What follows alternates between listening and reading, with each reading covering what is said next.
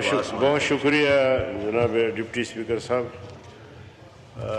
Transgender بل گزشتہ ادوار میں آغاز اس کا ہوا تھا سینٹ سے. میں آپ کا توجہ بھی چاہوں گا. پھر ہم نے اس پر اپنے تحفظات کا اظہار کیا تو یہ بل جو ہے کمیٹی کے حوالے ہو گیا. پھر اس کمیٹی میں بحیثیت موور مولانا عطاء الرحمن صاحب، میں اور مولانا فیض محمد صاحب ہم شریک رہے.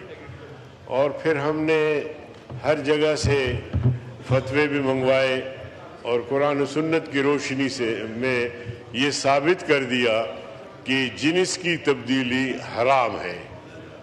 اس میں دو چیزیں تھیں. ایک جو خنثیٰ ہے ان کے مسائل تھے. دوسرا یہ ہے کہ جنس کی تبدیلی.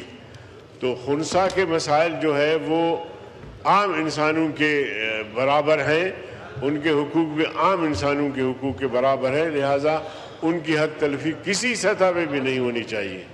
لیکن جہاں تک جنس کی تبدیلی ہے وہ قرآن و سنت کی روشنی میں حرام ہے. اور پھر چیئرمین نے رولنگ دی باقاعدہ کہ جنس کی تبدیلی قرآن و سنت کی روشنی میں حرام ہے.